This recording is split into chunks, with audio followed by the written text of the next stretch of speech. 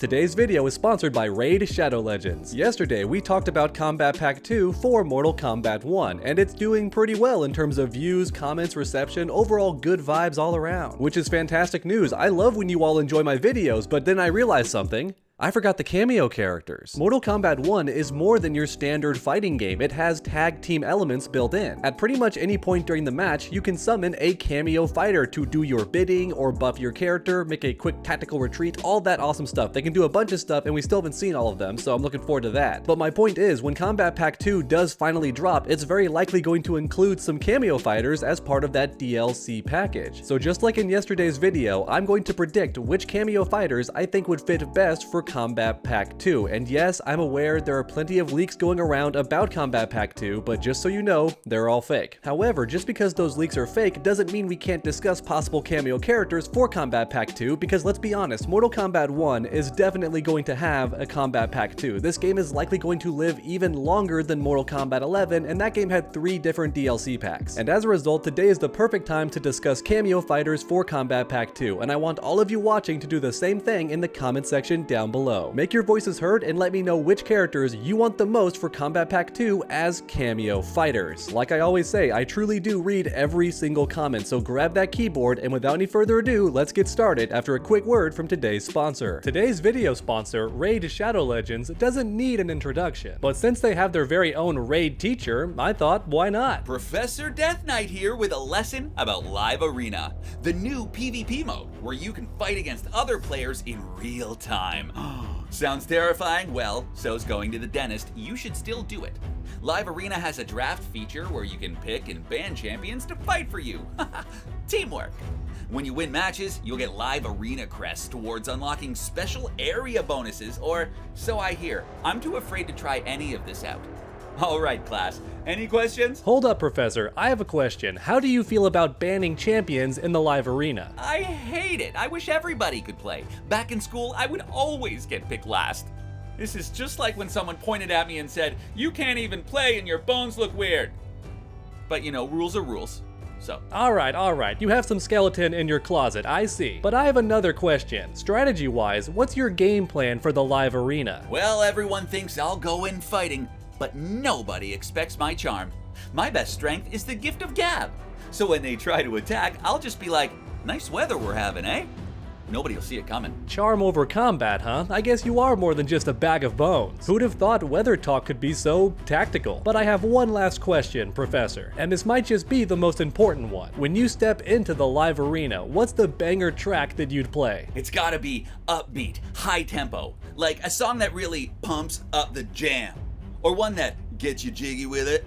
Sorry, you know I'm like 1,000 years old, right? I was hoping for some rock and roll, but alright, I suppose that makes sense. Thanks, Professor D, and for all you watching out there, Raid has some spicy details. If you're a new player, you can get Stag Knight, one of the best epic champions around, as well as a new skin for Stag Knight designed by JonTron himself. Just use promo code JTSkin before October 7th. It's as easy as that. Don't worry if you're not a new player, you can still get Stag Knight and the skin through an in-game event. The people at Raid are just cool like that. You will also discover Hydra Clash, a new clan-based competition where you and 4 other clans see who can smack the Hydra the hardest. There are some sweet rewards too, so what are you waiting for? If you haven't started playing Raid yet, then use my link in the description or scan that QR code on screen to get some sick bonuses, like an epic champion, like Drake, and more. Alright, Kameo characters for Kombat Pack 2. First up, let's talk boss characters, because you never forget your first boss character as a kid. And for anyone not aware, the first Mortal Kombat game actually came out before I was even born, so I'm a bit on the young side when it comes to a Mortal Kombat fan. And as a result, the first Mortal Kombat game that I really dived into deep and learned every single character was Deadly Alliance. And in that game, the first boss character to ever make me cry gamer tears was Moloch. And ever since, I've loved this character and had a big appreciation for him. A lot of people consider him the worst boss character ever, and I think that's so unfair. I believe Moloch has a lot of cool stuff going for him. He's a lumbering giant who's pretty much part gargoyle. He carries carries this giant stone ball in his hand and beats you to death with it. He has the ability to pull you in from full screen simply by inhaling, kind of like a reverse Superman, so that's also really cool. And on top of that, I've always loved his throw. He grabs your face with one hand like it's a basketball and just swings it over his head and slams you into the earth. It's so sick. I love Moloch and I want him to come back somehow. And since there's no way that NetherRealm is ever going to make him a fully playable character, his only chance of coming back is as a cameo fighter, and I think he'd be pretty sick. I mean, we already have Goro, so there's precedent for a boss character being a cameo fighter, so why not Moloch? I feel like he's a staple of the 3D era, and Mortal Kombat 1 is already jammed packed with 3D era characters, so what's one more? Throw him in, baby! Because you can't have a return of the 3D era if you leave out its iconic boss character, so yeah, Moloch has to come back as a cameo fighter. And then for character number 2, how about someone who's never been playable before, because they're always dead before the story even begins? That's right, many of you watching likely already know who I'm talking about, the late father of Kitana and former ruler of Edenia, King Jerrod himself. That's right, I want him to be fully playable as a cameo character, because for anyone not aware, King Jerrod was actually a skilled fighter, just like Sindel, just like Kitana. Edenians know how to fight, especially their rulers. In fact, if you read the comics, there's images of King Jerrod fighting, so the man's got hands. I want to see him throw down in Mortal Kombat 1. Now that being said, I'm aware of the rumors that it's possible Ermac is actually King Jerrod in Mortal Kombat 1. That could be possible, and if so, I don't care. He still has to be playable as a cameo fighter. I want to see King Jerrod fight the way he would before he was murdered by Shao Kahn. Because once again, this character has never been playable, and I can't stress that enough. He's been in every single timeline, but he's never been seen fighting, and I want to play as him. King Jerrod would be the perfect addition to Mortal Kombat 1, so NetherRealm, please make it happen, even if he's just a cameo fighter. And then for character number 3, I want one of these Serena sisters. For anyone not aware, there's a cabal of demon sisters that Serena hangs out with in Mortal Kombat mythology Sub-Zero. And in that game, you end up fighting all of them, but Serena actually falls in love with Sub-Zero, and as a result, she shows up more in the story and also became way more popular among fans. And don't get me wrong, Serena is really cool, and I think she deserves all of that fame, but what about her sisters? I think all of them are visually distinct and interesting, and as a cameo fighter, I think they'd be a perfect fit for Mortal Kombat 1, and the timing could not be any better because one of the sisters actually shows up in the upcoming animated film titled Cage Match. So yeah, Serena's sister is going to be in that movie, so why not put her in the game as a really clever tie-in? For anyone not aware, these sisters are half demons, so their moveset would be really cool, even if they were limited a bit as a cameo fighter. And next up for cameo number 4, let's talk about Draman, okay? Because the developers did this man dirty in a recent Mortal Kombat game. Just in case you're not aware, there's a mobile game called Mortal Kombat Onslaught, and in this game, Draman's mask is actually really important and the main characters are actively fighting over it. Which on the one hand is cool because Draman is getting referenced, but it's just his mask. The boy's not even worthy of being in the game, and keep in mind it's a mobile game with tons of characters. In fact, every character has multiple versions too. There's like 3 different Aaron Blacks, 3 different Shao Kahns, but nowhere is there Draman, only his mask. So I'm just saying, NetherRealm, you did the boy dirty. You have to make it up to him. Put him in Mortal Kombat 1, either as a fully playable character or as a cameo fighter, which I think is way more likely, because unfortunately, Ed Boon did imply on Twitter that Draman is never coming back to the game as a fully playable character. However, he didn't say anything about a cameo, so there's still a chance, and I think Draman would be perfect as a cameo fighter. He has the cluster of flies that he can throw at the opponent as a projectile. He has the unblockable ground pound with his club. That would be sick. The windmill spin would also be perfect. The more I think about it, Draman really is perfect as a cameo fighter. This may be his calling. Maybe he was always destined to be an assist character. He really does seem like he would fit perfectly in that role. Alright, and then finally for character number 5, let's talk about Kentaro. Alright, why has this character been missing from every game since Mortal Kombat 9? Yes, I'm aware he shows up during Shang Tsung's fatality. That doesn't count. Why has he never been a boss character or a playable character in any of the games since Mortal Kombat 9? That's just ridiculous, okay? This was the boss character to shoot fireballs out of his face, okay? Show the man some respect. And also keep in mind that Kentaro was way tougher to defeat than Goro, okay? As a mini-boss, he was way tougher, he drained way more quarters, and no gamer from that era can forget. Aside from Shao Kahn, Kentaro is by far the hardest character to defeat in Mortal Kombat 2, and don't you ever forget that. I understand some naysayers in the comments would argue that he's just another Goro, but that's simply not true. Kentaro could absolutely bring his own style and attacks to the game and feel very unique and different from Goro. And once again, he's been missing for several games and never once has he been playable, so please please NetherRealm bring Kentaro back as a cameo fighter. Alright everyone, now's the part of the video where I make things interactive. Once again, let me know in the comments down below which characters you want the most for Kombat Pack 2. And then while you're down there posting a lovely comment, please leave a like if you enjoyed the video. It really does help my channel out a ton. And then keep that combo going by subscribing and ringing that bell, that way you never miss a future video. Once again, a big shout out to Raid Shadow Legends for sponsoring today's video.